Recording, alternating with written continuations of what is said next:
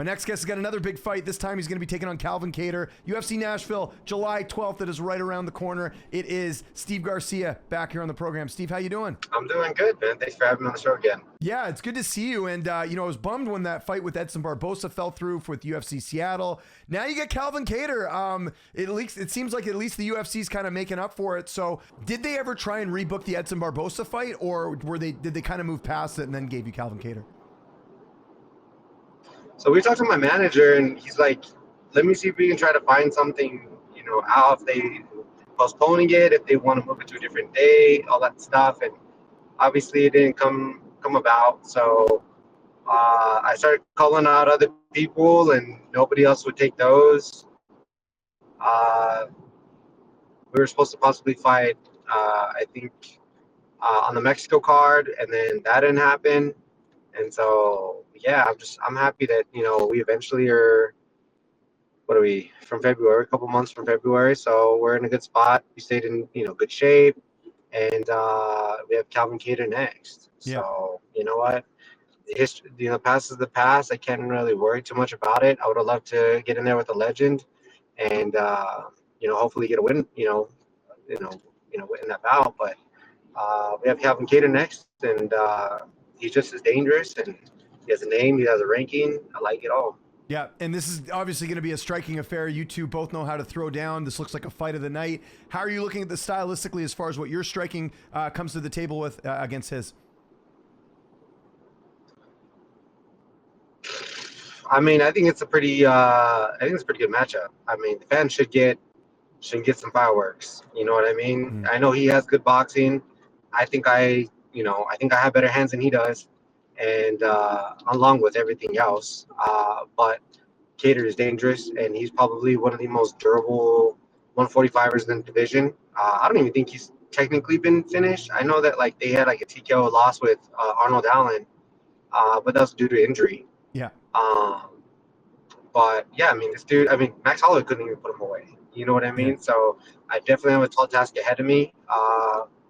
My style is always kill or be killed, and fireworks should happen, and one of us should be laying down on the mats looking up at the sky wondering what happened. You know what I mean? That's how I was going to all the fights thinking that, and I just got to be better that night.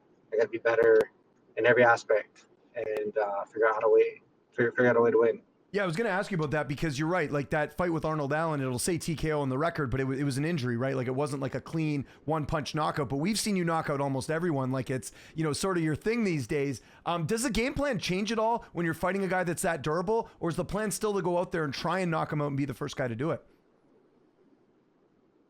I think everyone wants to be the first to do it. I think that, like I said, it's a tall task to do that with Calvin Kattar, but I'm not going to not give myself credit that I'm not capable, because I know I'm very much capable of doing that. It's just being able to do it and do it when it matters. So obviously that's always going to be my intent, to go out there and destroy this dude, and get a knockout. But, if he can take the shots that I dish out, and we can, we make it to the judges, which I can't stand. I'll take my hats off to him, because, the way I fight, you should be on the floor. Yeah. Well said. Take me through camp over there at Jackson Wink. Who've been some of the main training partners helping you get ready for this fight? Oh, same as always, man. We got a lot of fresh faces in the gym, but right now, I'm trying to get someone who's very boxing heavy and really likes to strike. So I got a couple guys from Mexico, and we got some grapplers and stuff like that too. So I have a good group with me that I've been really using, that I trust, and that I believe that have my best interest, and they're doing phenomenal, man. We've been very successful, and so we're just gonna keep doing it. As long as Coach Wink and Greg are leading the way, I feel like I'm unstoppable. So yeah, we're doing great. Yeah, good. Camp's going great. I was gonna say good variety of training partners too. It sounds like you got some up and comers and some familiar faces as well. Yeah, definitely do. Yeah, man, just put in that work every single day, And it's kind of nice because now I'm able to kind of share a little bit of my knowledge and my experience trying to get them going. So it's kind of cool because everybody has fights right now at my gym. Yeah. And we all fight in July. So everybody's just grinding together. It's super cool. It's a good environment to be in. Yeah, man, JW feeling good right now. Good stuff. And then your corner, Coach Wink, Coach Jackson, who's going to be in the cage with you? Both of them, both of them will be there.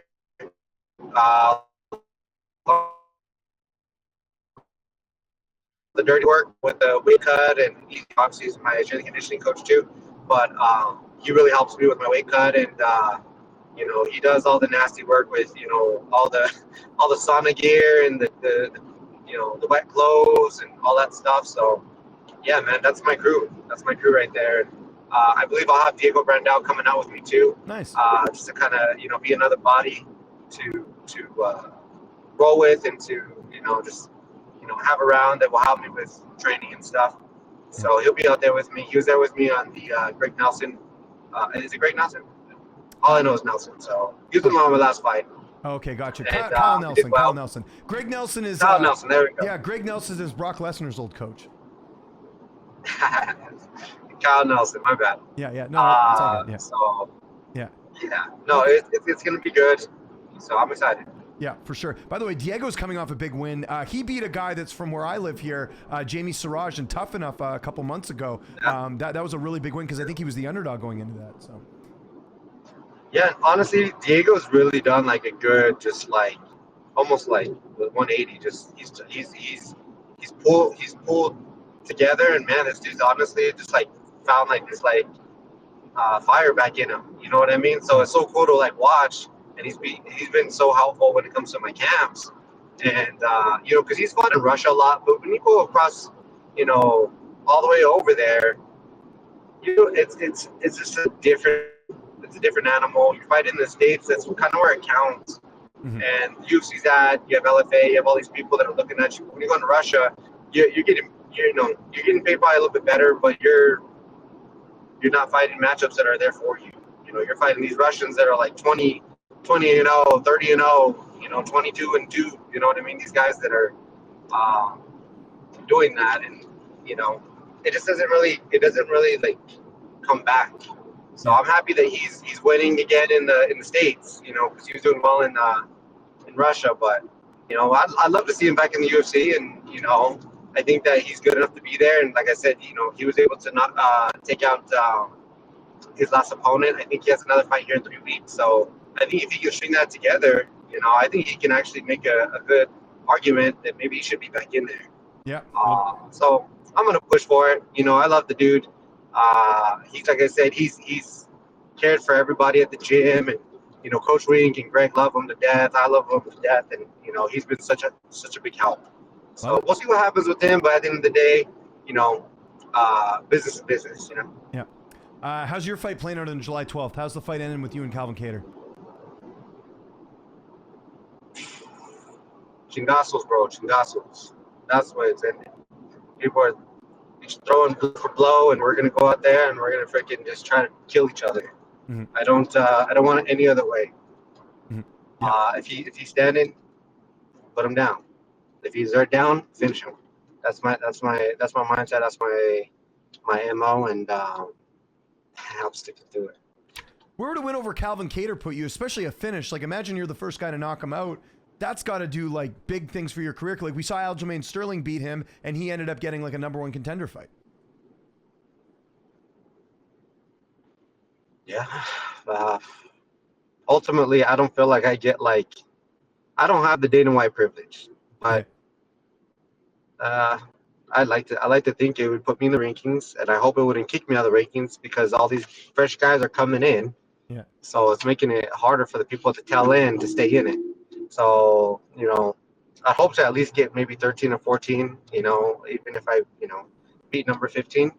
But we'll see. You know what I mean? Gene Silva came in and, he did his thing. They gave him, I think he's 13 or 12 or something like that. Zalal came in and he fought Calvin Kattar, and that was pretty boring. But he got like 12, but he was 10 at the time. Calvin Kattar was 10 at the time. So I don't know. I expect it to elevate me.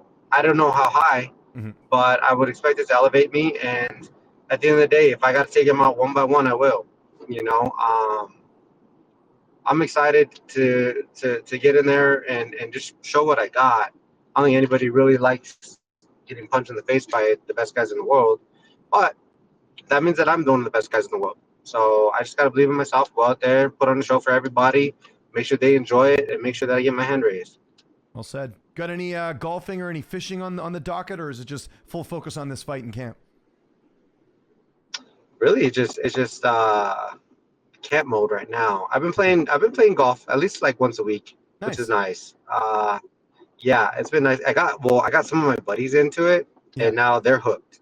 Oh, And perfect. so now they're calling me. It's Yeah. funny because they're calling me and they're like, "Hey, man, you want to do tea time?"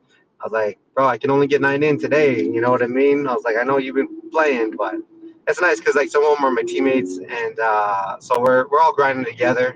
Mm-hmm. You know, we're grinding in the morning, and then we'll suit up. You know, get 9 holes in, and then go right back to practice Nice. to finish off the day. So it's cool. Like I like, getting that camaraderie with the rest of the team and stuff like that is cool. I we have Holly in the gym getting ready for her fight on that is it the TKO or is that Jake Paul card? So Yeah. getting her ready. There's a lot of fights in July happening. So Cool. yeah, man, it's honestly good vibes at the gym. Besides you, who's the best golfer at Jackson Wink? Besides me, Yeah. ooh. We have this amateur. His name's Sawyer, and Okay. we play a lot. But he was playing when he was young, Oh, so okay. Yeah, that I feel like helps. it's kind of cheating. Yeah. Yeah, I was like, he's kind of cheating a little bit, but honestly, he's Hey, no, good. it's good parenting, if Uh, anything. Good parenting. You know?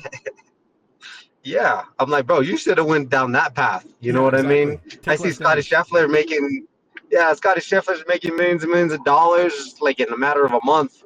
Yeah. You know, I'm like, oh my god, this dude's made $4 million in like 20 days or something like that. I'm like, this is nuts. Yeah. I should think it was like more. I think it was like 20 million. Yeah. No, it's a Uh, lot. yeah, we picked the wrong sport, brother. I guess so. There we go. Steve, thanks so much for doing this. I'll let you get to your appointment. If there's anyone you want to thank, any sponsors, any social media you want to mention, I'll give you the last word. Thanks, brother. Yeah, if anybody's out there looking to watch the Meme Machine, follow me first on Meme Machine 505. I'd greatly appreciate it.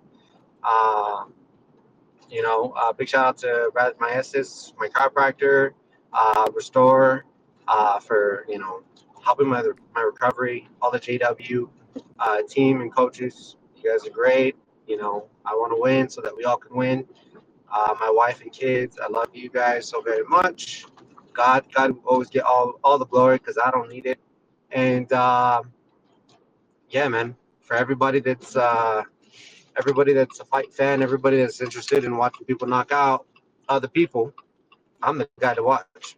So tune in, Nashville, July 12th, and yeah, someone's going down.